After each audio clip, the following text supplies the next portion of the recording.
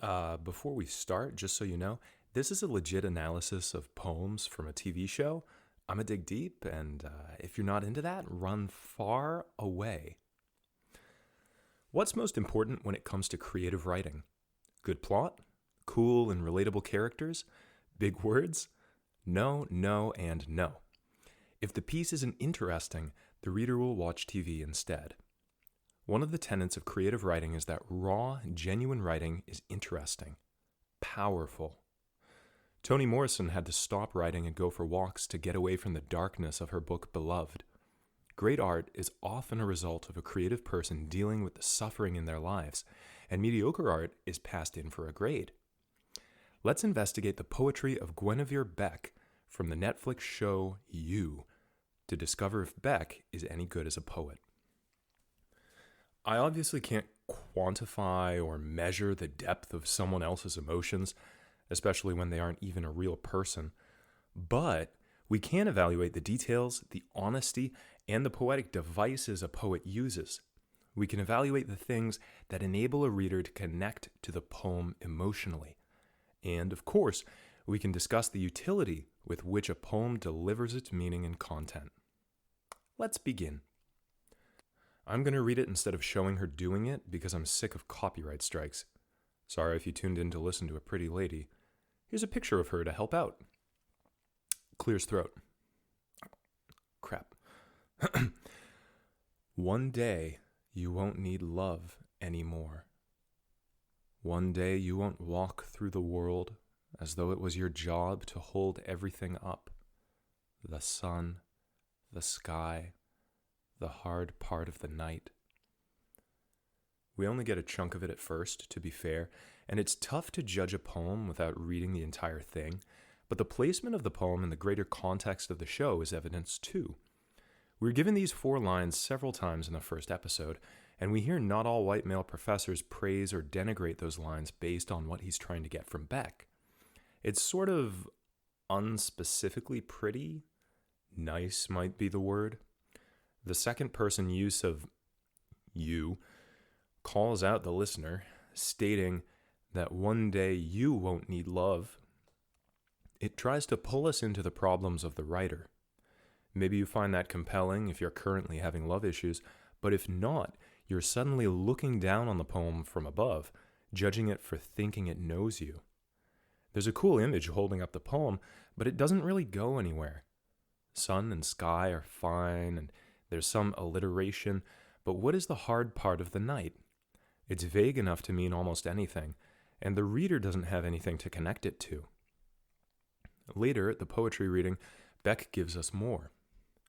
The secret time when you wake to the sound of beating, rise to answer the door, but he's not there, because that sound is coming from inside you, and you cannot answer it, no matter how far in you go. You loved him the way fragile kids love gorgeous bullies. You wrote poems about him. You still write poems about him. You're writing one now.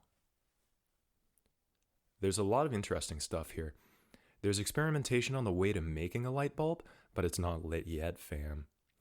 The hardest part of the night is apparently the secret time when you wake to the sound of beating. Why is this time secret? Is it being hidden intentionally, as the word would imply?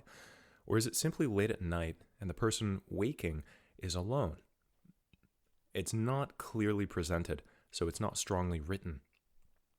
The word beating is interesting, and there's a connection to the rhythm of a person's heart, which is likely intentional.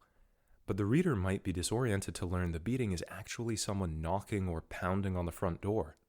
But no, clumsily and actually, this beating is not on the front door because there's no one there. This could be cool, but there's no setup or payoff. The reader isn't given an expectation and led to believe it through appropriate pacing. It's just, there's beating, he's at the door, he's not at the door, it was inside you all along. And by the way, you can't answer that knocking no matter how far into your chest cavity you journey, which is trite, symbolic language.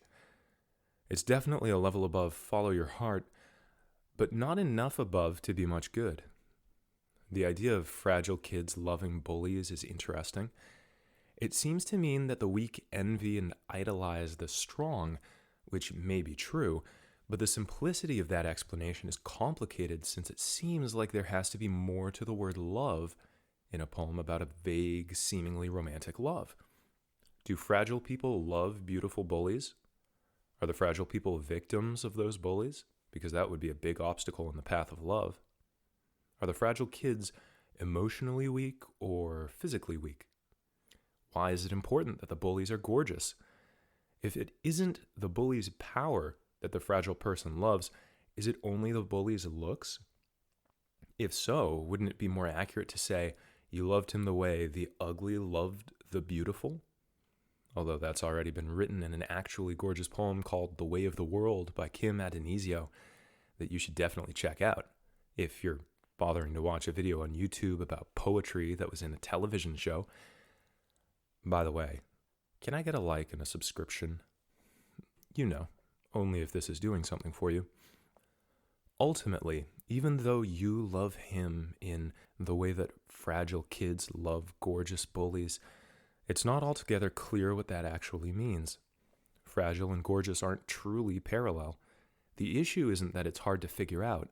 The issue is that there are too many possible interpretations to understand what Beck is trying to get at. Because it's vague, the reader isn't quite sure how to understand it, and power is lost. Then we get, you wrote poems about him, you still write poems about him, you're writing one now. Shakespeare said brevity is the soul of wit. Sometimes that's not true, but it is generally true that repetition with minimal variance and within a small area is annoying. The repetition of, you're writing one right now, sets my teeth on edge. There's not a lot achieved in these 3 lines that she couldn't do as well in 2. How about, you still write poems about him, you're doing it now? Not amazing, but at least it conveys the same idea in 2 lines instead of torturing that idea into 3. There's good stuff here in the sense that a middle school student would get an A on this poem. A student in an MFA program is held to a higher standard. It feels rushed and uninspired. But then we get episode 4 and the poem about Beck's dad, and this is a different animal altogether.